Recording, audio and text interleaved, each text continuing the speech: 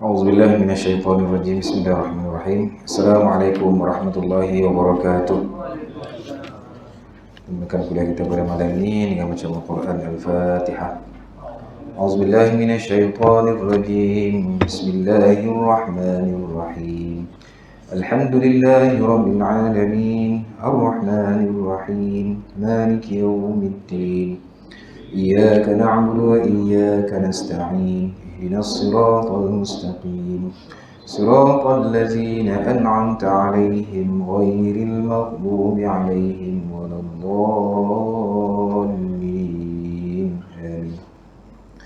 الحمد لله الحمد لله الذي كان بعباده خبيرا بصيرا. تبارك الذي جعل في السماء بروجا وجعل فيها سراجا وقمرا منيرا.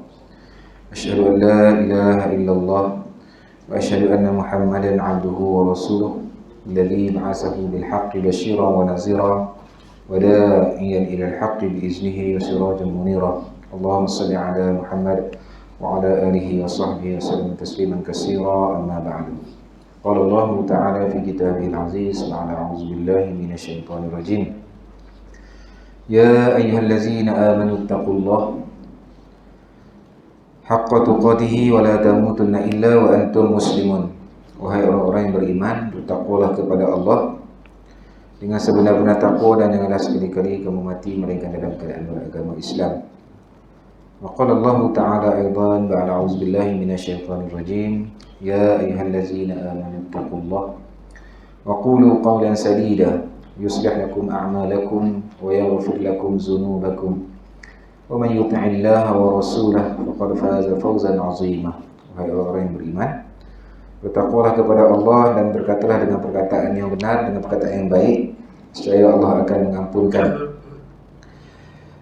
nescaya Allah akan mengelokkan amalan kamu dan akan mengampunkan dosa-dosa kamu. Sesiapa yang mentaati Allah dan Rasul, maka sesungguhnya dia mendapat kemenangan yang besar. Subhanallahul azim. Yang saya hormati sekali terima kita seluruh juru bahasa masjid, tuan-tuan, puan-puan, muslimin, muslimat, ibu ayah dirahmati Allah sekalian. Seperti biasa, bila sama-sama kita panjatkan setinggi-tinggi syukur kepada Allah Subhanahu wa taala atas izin dan inayahnya serta taufik dan hidayahnya pada malam yang mulia ini. Kita sama-sama dapat berada di rumah Allah ini untuk salat berjemaah. Kemudian kita lapangkan masa kita untuk sama-sama kita berada dalam majlis surah. Mudah-mudahan Allah Subhanahu wa taala merahmati kita, memberkati apa jua yang kita buat pada malam ini. Maaf, Ustaz Nordin tak perasan. Pengusi masjid. Okey. Kita juga bersyukur kepada Allah Subhanahu wa taala kerana Allah beri peluang kepada kita untuk melakukan kebaikan. InsyaAllah pada malam ini kita duduk, mudah-mudahan kita berada dalam majlis yang baik, kita duduk dalam melakukan perkara-perkara kebaikan. Ada orang kata kita buat baik ni bukan sebab kita dah baik, kan? Ini bukan hadis kan, kata-kata orang lah. Kita buat benda yang baik bukan sebab kita ni sudah baik, tapi cara nak jadi baik inilah jalannya. Faham tak? Maknanya kita buat kebaikan ni bukan sebab kita sudah baik, sebab cara kita nak jadi baik, inilah jalan dia, ini cara dia. Kan? Jadi kita duduk dalam majlis ilmu ni merupakan satu orang kata apa? Perkara baik. Nak jadi baik, inilah antara jalan-jalan yang kita perlu lalui. Selain daripada banyak lagi lah kelebihan-kelebihan lain yang kita selalu baca, yang Ustaz sebut kelebihan-kelebihan orang yang berada dalam majlis ilmu kan, antaranya Allah Subhanahu wa taala akan memudahkan jalan mereka ke jalan mereka ke syurga sebagaimana sabda Nabi SAW, man salaka tariqan yaltamisu fihi ilman sahalallahu lahu tariqan ila jannah atau kama qala. Siapa-siapa yang bersusah payah susah payah berpenat-lelah tinggalkan perkara-perkara yang menyeronokkan, tinggalkan perkara-perkara lain untuk duduk dalam majlis ilmu, man salaka tariqan yaltamisu fihi ilman, dia susah payah untuk mencari ilmu, Nabi sahalallahu lahu, Allah akan memudahkan jalan baginya menuju ke syurga. Sahalallahu lahu tariqan ila jannah. Jadi mudah-mudahan kita duduk di rumah Allah pada malam ni, Allah akan memudahkan jalan kita ke syurga insya-Allah. Baik. Tuan-tuan dan puan yang dirahmati Allah sekalian, sebelum kita sambung tajuk kita ni,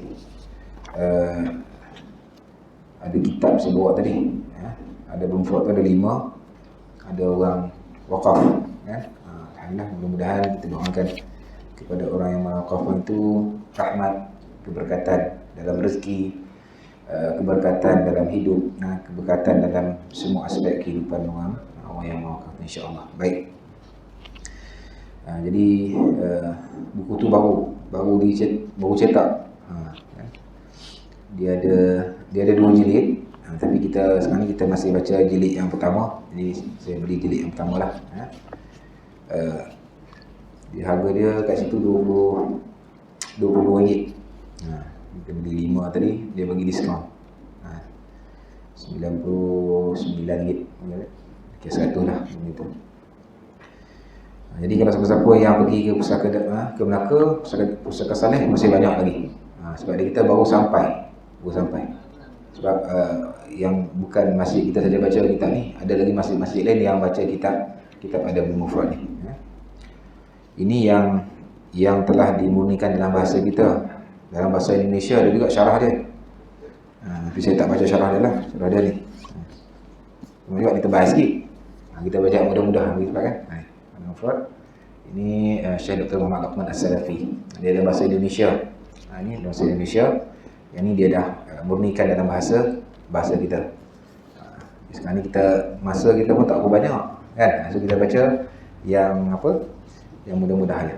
Mudah-mudahan bila tuan-tuan dan puan ada kitab, mungkin masa saya baca ada salah sebagai contoh, kita boleh sama-sama tegur. Kita sama-sama belajar, sama-sama kita berusaha untuk membaca kitab agar kita mendapat ilmu daripada hadis-hadis yang telah disusun oleh Imam Bukhari ini. Baik. Tuan-tuan dan puan yang dirahmati Allah sekalian, minggu lepas kita dah baca bab bab wujub silaturrahim. Bab yang ke-25. Bab yang ke-25 iaitu bab pada menyatakan kewajipan bersilaturrahim. Kita dah baca juga pada minggu lepas bagaimana Allah Subhanahu Wa Taala memberi peringatan, amaran kepada orang-orang yang beriman, apa akibat apabila dia tidak menyambung silaturahim ataupun dia memutuskan hubungan silaturahim, di mana Allah Subhanahu Wa Taala akan kalau masih ingat, Allah akan laknat kepada orang yang memutuskan hubungan silaturahim. Jika boleh saya ulang sikit ayat di sini. A'udzubillahi minasyaitonirrajim. Fahal 'asaitum in tawallaitum an tufsidu fil ardh wa tuqatti'u arhamakum. Kalau kamu tidak mematuhi perintah kami, maka tidaklah kamu harus dibimbang atau dikhawatirkan. Jika kamu dapat memegang kuasa, kamu akan melakukan kerosakan di muka bumi dan memutuskan hubungan silaturahim kaum kerabat. Ayat selepas tu, ulaika alladzina la'anahumullahu fa asammahum wa a'ma absarahum. Dan orang yang melakukan perkara tersebut, ini orang yang ada kuasa tetapi dia melakukan kerosakan di muka bumi Allah Subhanahu Wa Taala ini, dan juga dia memutuskan hubungan silaturahim, sama ada dengan kaum kerabat ataupun dengan rakan dan sebagainya, semua muslim ini, maka mereka lah yang dilaknat oleh Allah.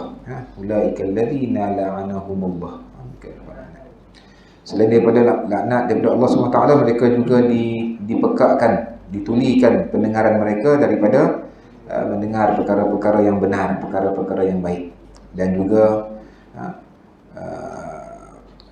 fa'asammahum wa a'ma absaruhum, dan dibutakan penglihatan mereka daripada melihat petunjuk-petunjuk daripada Allah Subhanahu wa taala. Itu sebagai kita kata apa, peringatan kepada diri kita dengan melihat peringatan daripada Allah Subhanahu wa taala bahawa orang yang memutuskan hubungan silaturahim ni Allah Subhanahu wa taala laknat. Tak kiralah siapa dia. Tak kiralah apa jawatan dia, apa pangkat dia. Kalau dia memutuskan hubungan silaturahim, inilah balasan kepada mereka. Baik. Kemudian kita akan sambung malam ni bab yang ke-26. Muka surat 45. Bab silaturrahim. Okay. Hadis marfu'. Hadis ni adalah hadis marfu'. Haddatsana Abu Nu'aim qala. Kau dah baca? Ni. Tak apalah. Tak ingat dah. Belum ikut dah. Dia hadis yang ke-49. Kita bacalah. Haddatsana Amr bin Utsman bin Abdullah bin Mawhab qala sami'tu Musa bin Talhah yazkuru an Abi Ayyub al-Ansari an A'rabiyyan 'arada 'ala an-nabi sallallahu alaihi wasallam fi masirih faqala akhbirni ma yuqarribuni min al-jannah wa yuba'iduni min an-nar. Qala Nabi sallallahu ta'budullah wa la tusyrik bi syai'a wa tuqimus salah wa tu'tiz zakah wa tasilur rahim. Daripada Sayyidina Abu Ayyub al-Ansari radhiyallahu anhu bahawasanya seorang badui telah menyekat Nabi SAW. Menyekat misalnya ketika mana Nabi SAW dalam satu perjalanan. Lalu badui itu bertanya, khabarkan kepada aku apakah yang mendekatkan aku dengan syurga dan menjauhkan aku daripada api neraka.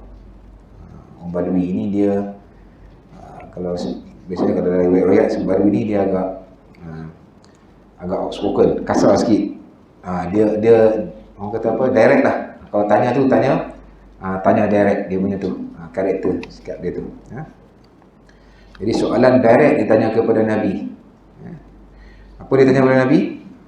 Bagitahu kepada aku apa perkara yang boleh menyebabkan aku ni dekat dengan syurga, dan apa perkara yang boleh menyebabkan aku ni jauh daripada api neraka. Soalan direct, mudah kan? Kenapa kata Nabi? Rasulullah SAW telah bersabda,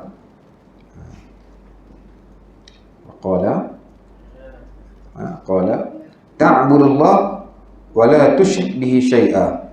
Engkau beribadahlah kepada Allah Ta'ala dan jangan menyekutukannya. Jangan syirik.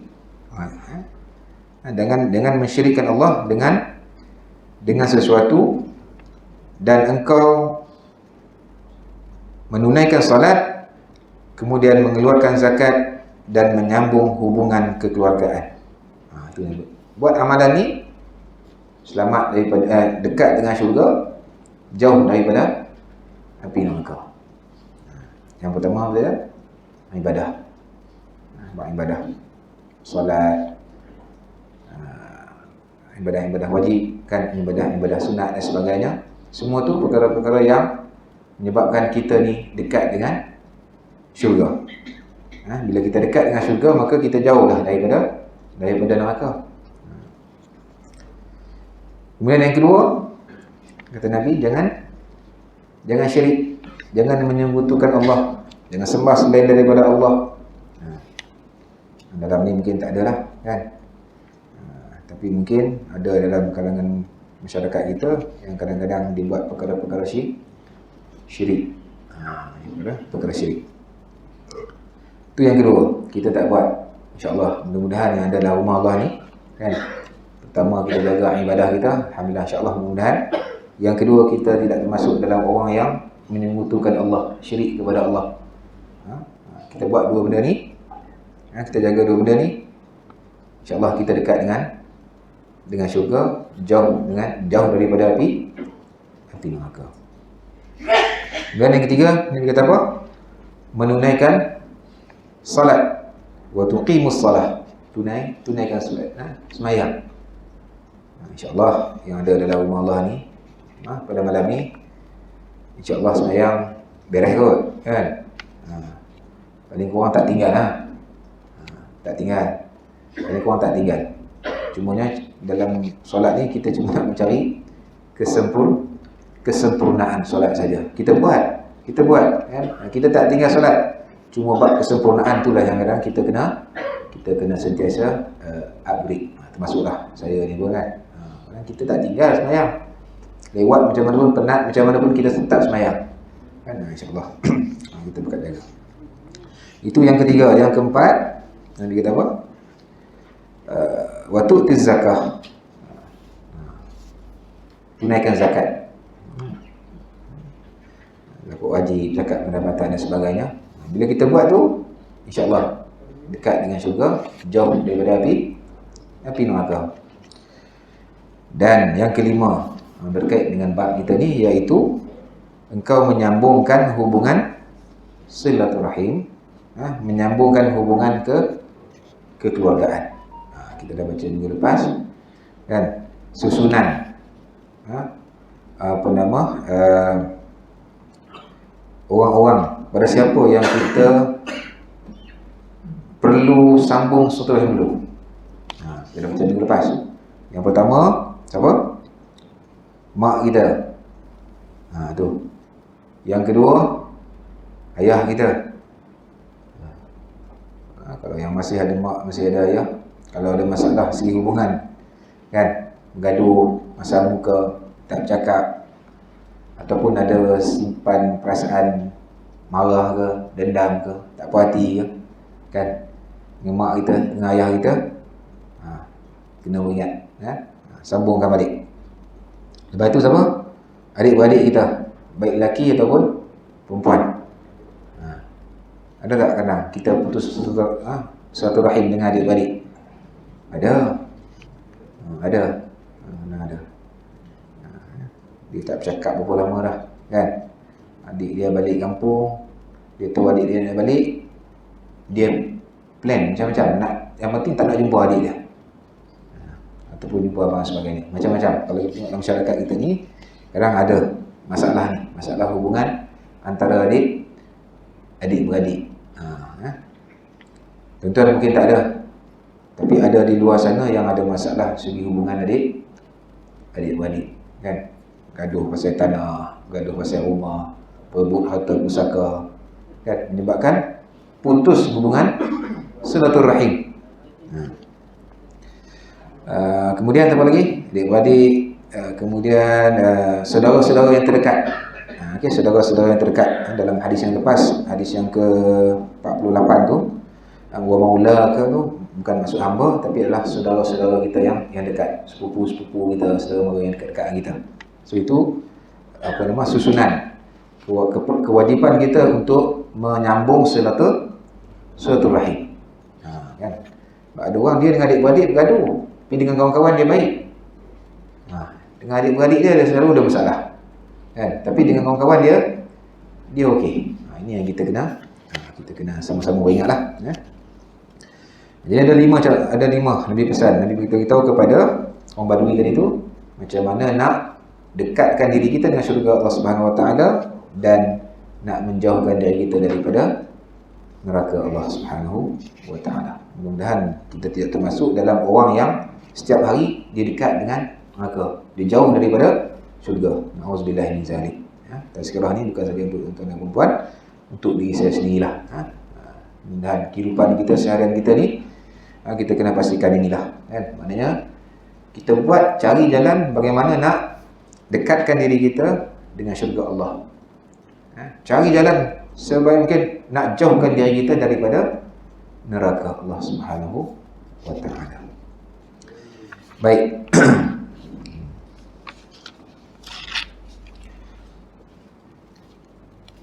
Okay, hadis yang ke-50. Haddatsana Ismail bin Abi Awais qala haddatsani Sulaiman bin Bilal an Muawiyah bin Abi Muzarrid an Sa'id bin Yasar an Abi Hurairah radhiyallahu anhu anna Rasulullah sallallahu alaihi wasallam qala khalaqallahu azza wa jalla khalq falamma faragha minhu qamatur rahim faqala mah qalat hadha maqamul a'iz bika min al-qati'ah qala ala tardayna an asila man wasalak wa aqta'a man qata'ak qalat bala ya rab qala fazalika laki summa qala Abu Hurairah iqra'u in syi'tum fahal asaitum in tawallaitum an tufsidu fil ard wa tuqatti'u arhamakum. Daripada Sayyidina Abu Hurairah radhiyallahu anhu bahwasanya Rasulullah sallallahu alaihi wasallam bersabda, telah mencipta Allah azza wa jalla akan makhluk, maka tak kala selesai daripadanya berdirilah ar-rahim, maknanya hidup. Lalu Allah berkata mah, maknanya mah ni maksudnya dalam terjemahan kita kata apa? Dah hidup tu, okey, nak cakap apa? Apa kau nak kata?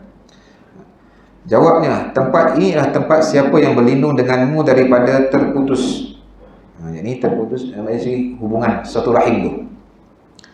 Allah berfirman, apakah engkau meredai bahawa aku menyambungkan orang menghubungkanmu dan memutuskan orang yang memutuskanmu?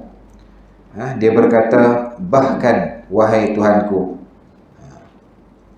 Allah berfirman, maka yang demikian itu bagi kamu. Kemudian berkata Abu Hurairah, bacalah kalian jika kalian kehendaki. Yakni kalau kamu tidak mematuhi perintah, maka tidakkah kamu harus dibimbang atau dikhawatirkan jika kamu dapat memegang kuasa, kamu akan melakukan kerosakan di muka bumi dan memutuskan hubungan silaturahim dengan kaum kerabat.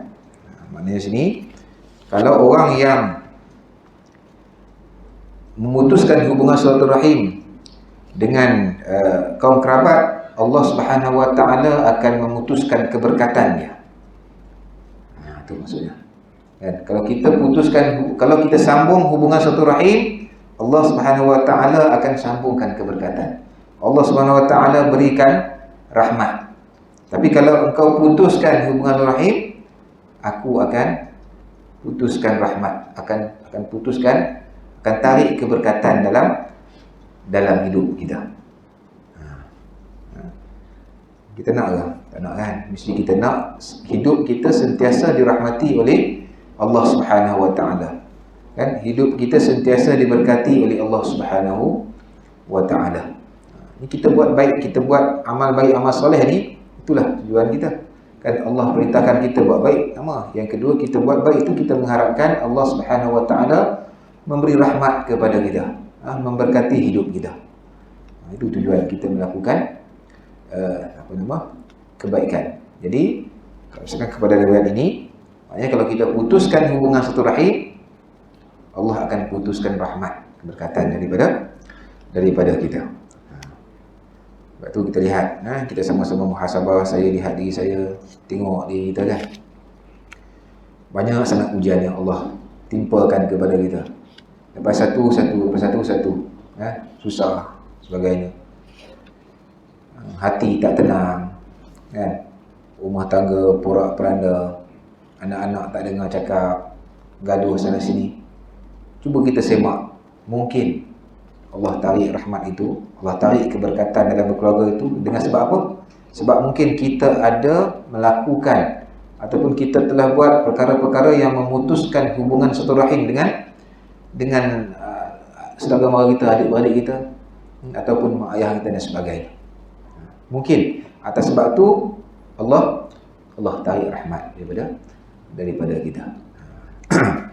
Sebab kita baca bab pada malam ni berkaitan dengan hubungan silaturahim, maka kita lihat, kita muhasabah.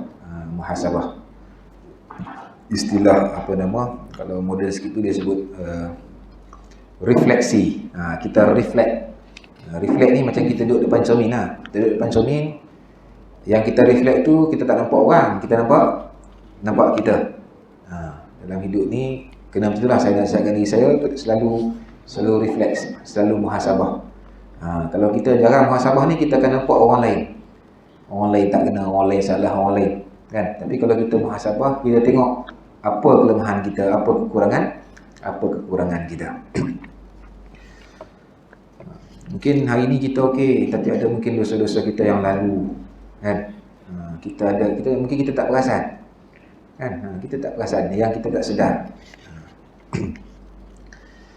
Baik, itu hadis yang ke-50. Hadis yang ke-51. Haddatsana Al-Humaydi qala haddatsana Sufyan an Abi Sa'id an Muhammad bin Abi Musa an Ibn Abbas qala. Dia kalau sampai di kitab tu 18 tu maknanya ni hadis mauquf yang ke-18 yang disusun dalam kitab ni. Hadis mauquf ni dia terhenti kepada kepada sahabat. Dia terhenti kepada sahabat. Sebab tu kalau kita baca hadis ni, dia tak jumpa kata qala Nabi SAW, tak ada. Qala Rasulullah, tak ada. Tapi kalau dia tulis hadis marfu', siapa yang ada kitab contohnya hadis yang ke-49 tu. Hadis yang ke-49 muka surat 45 tu kan hadis marfu'. Maka dalam riwayat tersebut di hujung dia kata ada. Okey, tentang disebutnya qala Nabi SAW. Okey. Haddatsana Al-Humaydi qala haddatsana Sufyan an Abi Sa'd an Muhammad bin Abi Musa an Ibn Abbas qala wa ati dzal qurba haqqahu wal miskina wa ibn as-sabil qala bada'a fa amaruhu bi awjabil huquq wa dallahu ala afdal al-a'mal idza kana 'indahu shay'un faqala wa ati dzal qurba haqqahu wal miskina wa ibn as-sabil wa 'allamahu idza lam yakun 'indahu syai'un kaifa yaqul faqala wa imma tu'ridanna 'anhum ibtigha'a rahmatin min rabbik tarjuha faqul lahum qawlan maysura. Ini Quran ini. Iddatan hasanatan ka'annahu qad kana wa la'allahu an yakuna insya'allah wa la taj'al yadaka maghlulatan ila 'unuqik la tu'ti syai'an ولا تبسطها كل البسط تعطي ما عندك فتقعد ملوما يلومك من يأتيك بعد ولا يجد عندك شيئا محسورا قال قد حسرك من قد أعطيته. Daripada Ibn Abbas beliau telah membaca ayat wa ati dzal qurba haqqahu wal miskina wa ibn as-sabil. Dia baca ayat ni surah Al-Isra ayat 26. Dan berikanlah kepada kaum kerabat kamu dan orang miskin serta orang musafir akan haknya masing-masing. Ini perintah Allah. Wa ati dzal qurba haqqahu wal miskina wa ibn as-sabil. Bila baca ayat ini, Ibn Abbas ni dia hebat dalam mentafsir hadis, mentafsir ayat Al-Quran. Sebab tu ada tafsir Ibn Abbas, ada tafsir dia. Ibn Abbas radhiyallahu berkata, Allah memulai dengan memerintahkannya dengan hak-hak yang paling wajib dipenuhi dan menunjukkan kepada amal-amal yang paling utama apabila ada di sisinya sesuatu. Lalu dia, yakni Sayyidina Abbas, membaca firman Allah wa atidal qurba haqqahu wal miskina wa ibn as-sabil, dan muka surat 48, dan berikanlah kepada kerabat kamu dan orang miskin serta orang musafir akan haknya masing-masing. Maknanya dalam kita kena tahu kan, dalam kita berkeluarga ni, kaum kerabat kita ni, dia ada hak dia yang mesti kita penuhi, yang mesti kita laksanakan. Sama juga kita ni pun ada hak kan, ada hak. Sebab tu ada ulama sebut hidup ni dia ada dua, dia kata. Satu menerima, satu memberi. Satu menerima, satu memberi. Kalau kita menunaikan hak, kalau kita memberi hak, kan, maka kita akan, orang yang tu dia akan terima hak dia. Maknanya kalau kita main peranan, orang lain akan terima peranan kita. Kan? Begitulah sebaliknya. Memberi, dia akan mewujudkan kehidupan. Menerima untuk hidup, memberi itu untuk membina kehidupan. Jadi setiap orang ni ada hak dia. Ada hak dia. Dan kita dalam keluarga ni ada peranan yang perlu kita tunaikan, yang kita bagi kepada adik-beradik kita. Antaranya hak ahli keluarga, dia layak untuk dihormati, kan? Adik-beradik kita, abang kita, kakak kita, dia ada hak untuk dia dihormati. Maka kita sebagai adik-beradik, kita kena bagi hak tersebut, kita kena hormat. Sebab tu saya petik dalam satu ada adab saudara kepada saudaranya. Saya ambil daripada kitab Adab Sopan dalam Islam. Buku ni dia ada kitab Arab, tapi yang saya beli ni yang dah terjemah lah. Dalam kitab dia Muhammad Khair Fatimah ni diterjemahkan oleh Muhammad Sofyan Amrullah. Tebal kitab dia. Bagus juga kalau sampai ada kitab-kitab tu. Dia kitab berkaitan dengan adab sopan dalam Islam. Disebut antara hak kepada saudara ni, untuk kita nak menyambung silaturahim ni, iaitu menghormati saudara yang lebih tua, abang ataupun kakak kita yang lebih tua. Itu hak dia. Kalau kita sebagai abang, hak kita mendapat hormat daripada adik-adik kita. Kalau kita adik, kita ada abang, kita ada kakak, maka kakak kita, abang kita tu, hak dia adalah untuk kita menghormati mereka. Maka kalau kita tidak laksanakan hak mereka, maka ada masalah lah. Ada masalah. Kita dengan abang kita, kakak kita, mungkin kita bercakap kasar dan sebagainya. Cakap kasar ni, maknanya kalau dia dengar tu, terasa hati dia, tersentuh hati dia. Kita tak jaga perasaan dia sebagai contoh, kan, tak respect dia, maka kita tidak menunaikan hak, kita tidak menunaikan hak dia.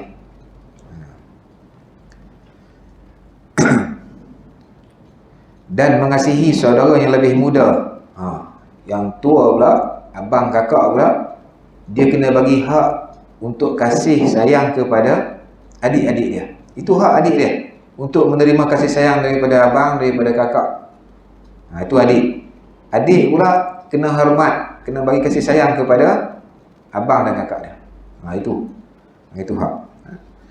Sebagaimana hadis Imam Tirmizi disebut sini, an Anas radhiyallahu anhu qala Rasulullah SAW, laisa minna man lam yarham saghirana wa yuwaqqiru kabirana. Daripada Anas radhiyallahu anhu, katanya Rasulullah SAW, bukanlah golongan kami orang yang tidak mengasihi kanak-kanak dan tidak menghormati orang-orang tua.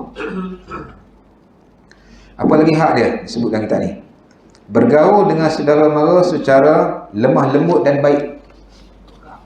Bergaul, sembang, cakap dengan lemah lembut lah.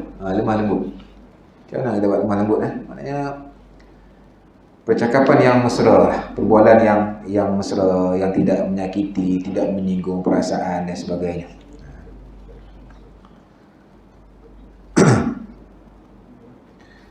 Begitu juga disebut sini, sentiasa bergaul dengan saudara mara dalam tata cara yang baik, akhlak yang terpuji, tawadhu', rendah diri, tolong menolong, tidak pentingkan diri sendiri. Sebagaimana riwayat hadis Imam Tirmizi disebut sini, an Aisyah radhiyallahu anha, anna Rasulullah SAW qala khairukum li ahli wa ana khairukum li ahli. Daripada Aisyah radhiyallahu anhu bahawa Rasulullah SAW bersabda, orang yang paling baik di antara kamu ialah orang yang paling baik kepada keluarganya. Ini hak lah ni. Bila kita buat baik kepada adik keluarga kita, kita menunaikan hak.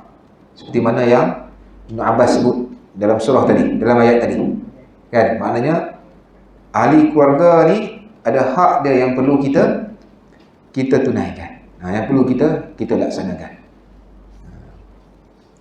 Mungkin dia susah kan, dia perlukan duit, dia tak cukup, maka tanggungjawab kita untuk memenuhi, tolong dia atas keperluan dia. Itu hak dia. Dan kata Nabi, dan akulah orang yang paling baik kepada keluargaku berbanding dengan kamu kepada keluarga kamu. Jadi itu antara, ada beberapa perkara lagi yang dikatakan ataupun adab kita, hak kita kepada yang perlu kita laksanakan kepada ahli keluarga kita. Contohnya disebut di sini kan, memulakan dengan memberi salam ketika berjumpa. Bagi salam, kemudian jabat tangan. Itu juga termasuk dalam adab-adab kita, akhlak kita dengan ahli keluarga kita. Salam disebut dalam kitab ni, kata menjabat tangan dengan keadaan muka manis. Muka manis. Kadang kita tengok ada juga kan, dia adik-beradik dia datang rumah, dia tak berapa nak suka muka tu kelat, muka tak berhati tu. Ada tak? Ada, saya rasa ada benda ni. Ada ada. Tak tahulah. Tapi saya pengalaman saya memang ada jumpa ni benda macam ni kan. Dia tak berapa suka adik-beradik dia main rumah. Dia bukanlah kata nak larang nampak macam teruk sangat kan. Tapi bila kalau doktor ni dia boleh nampak aku main ni hang macam tak berapa suka kan. Ada. Itu pun kita kena jaga. Sebab bila kita buat itu, kita tidak menggunakan hak dia. Okey, kita sambung. Muka surat 48 tu. Dan dia mengajarkan apabila tiada pada sesuatu, bagaimana dia mengucapkan. Lalu dia, yakni Ibn Abbas, membaca firman Allah, wa imma tu'ridanna anhum ibtigha'a rahmatin min rabbik tarjuha faqul lahum qawlan maysura. Surah Al-Isra. Dan jika engkau terpaksa berpaling, yakni tidak melayani mereka kerana menunggu rezeki daripada Tuhan kamu yang engkau harapkan, maka katakanlah kepada mereka kata-kata yang menyenangkan hati. Sini seolah-olah terjadi dan mungkin akan terjadi. Kalau kita ada hal lah, kita ada kerja dan sebagainya, cakap dia lah kan.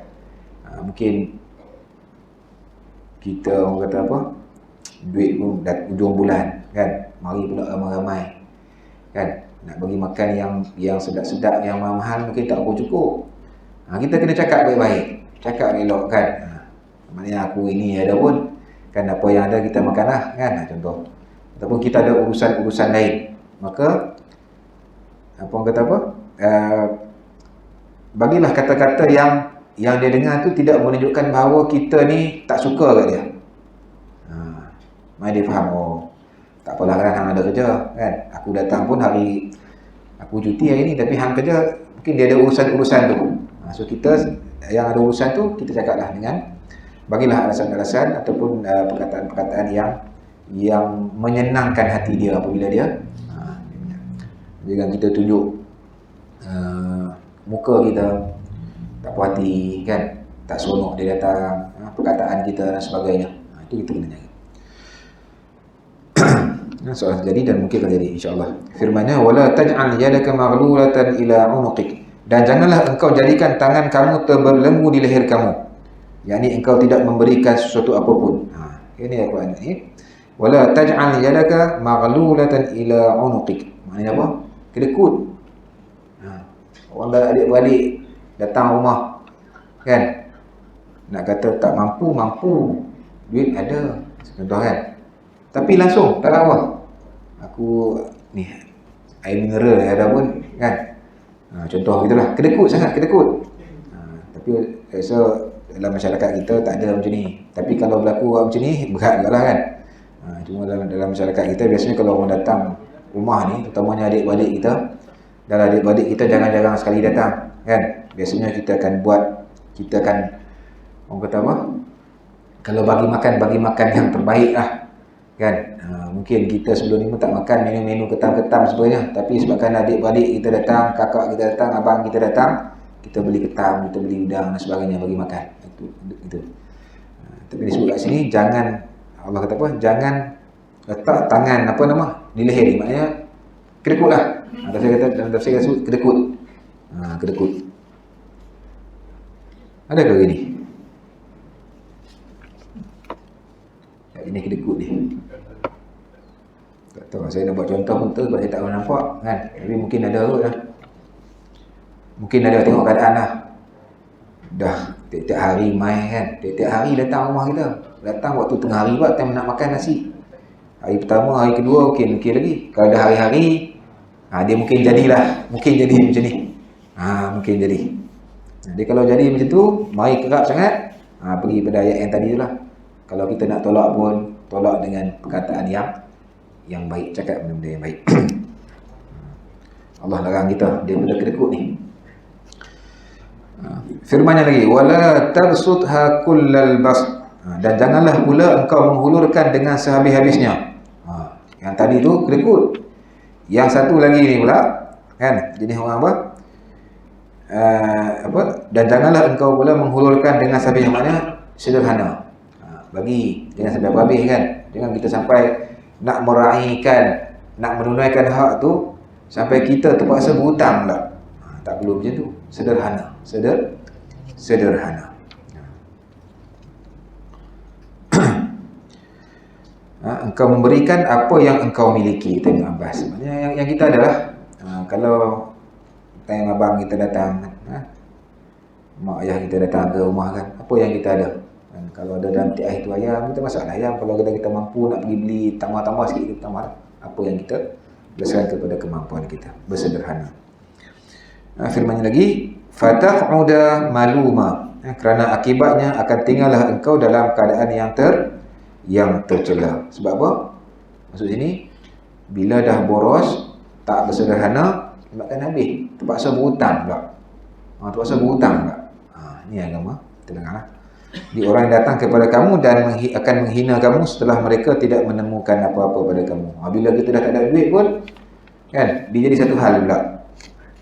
Jadi kita kena bersederhana. Firman-Nya lagi, mahsurah, serta kering keputusan, yang ni rugi. Orang kata kamu rugi. Sungguh telah merugikan engkau yang telah engkau berikan sesuatu padanya. Baik. Seterusnya, hadis yang bab yang ke-27. Bab fadl silaturahim. Bab pada menyatakan kelebihan bersilaturahim. Apa kelebihannya? Bab yang ke-27, hadis yang ke-52. Hadis yang ke-52. Cuba tengok siapa yang ada kitab tu, dia adalah hadis marfu'. Hadis marfu'. Hadis ni maknanya sanad dia tu sampai kepada Rasulullah.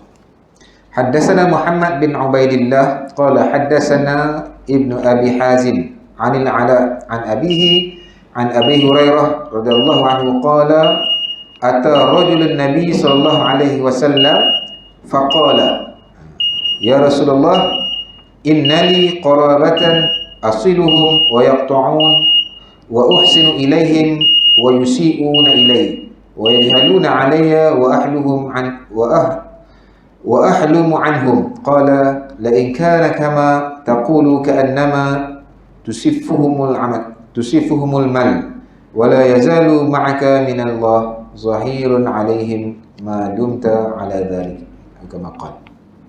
Hadis yang ke 52. Hadis ini kita akan sambunglah pada kuliah-kuliah yang akan datang, insya-Allah. Sebab banyak agak perbincangan dekat sini, jadi kita akan sambung, insya-Allah. Cuma saya nak maklumkan, minggu depan cuti. Saya cuti ya. Tak baru beli, ustaz cuti pula, jam macam ni kan. Saya minggu depan hari Rabu kita cuti kan, 31. Khamis sampai Sabtu. Saya ada khusus, ada mesyuarat di Pahang. Jalan Tuk Pahang. Balik hari Sabtu. Hari Ahad ke ke Batu Pahat. Ada sukan, bawa kontijen sukan sampai hari Selasa, Rabu, Khamis. Jadi itulah dia punya perjalanan tu. InsyaAllah minggu satu lagi insyaAllah ada. Jadi mudah-mudahan apa yang kita kongsi pada malam ini memberi manfaat kepada diri saya sendiri khususnya, dan kepada tuan-tuan, ibu ayah yang dirahmati Allah sekalian yang mendengar pada malam ini. Mudah-mudahan kita jaga bab berkaitan dengan hubungan silaturahim ni. Penting hubungannya, penting sangat bab ini. Kita kena jaga. Yang baik itu daripada Allah, yang lemah itu semua datang daripada diri saya sendiri. Auzubillahi minasyaitonirrajim. Bismillahirrahmanirrahim. Alhamdulillahirabbil alamin, wassalatu wassalamu ala Rasulillah wa ala alihi washabbihi ajma'in. Allahumma ij'al jam'ana hadza jam'an marhuma wa tafarruqana min ba'dihi tafarruqan mubaraka wa ma'suma. Allahumma arinal haqqa haqqan warzuqna ittiba'ah wa arinal batila batilan warzuqna ijtinabah. Allahumma rabbana atina fid dunya hasanah wa fil akhirati hasanah wa qina adzaban nar. Wa sallallahu ala sayyidina Muhammadin wa ala alihi wa sahbihi wa baraka wa sallam. Walhamdulillahil alamin. Wabillahi taufiq wal hidayah wal ridha wal inayah. Assalamualaikum warahmatullahi wabarakatuh. Kita tunggu dengan tasbih kafarah dan surah Al-Asr. Subhanakallahumma wa bihamdika. Bismillahirrahmanirrahim. Ila allazina amanu wa 'amilus solihat wa tawassaw bil haqqi wa tawassaw bis sabr.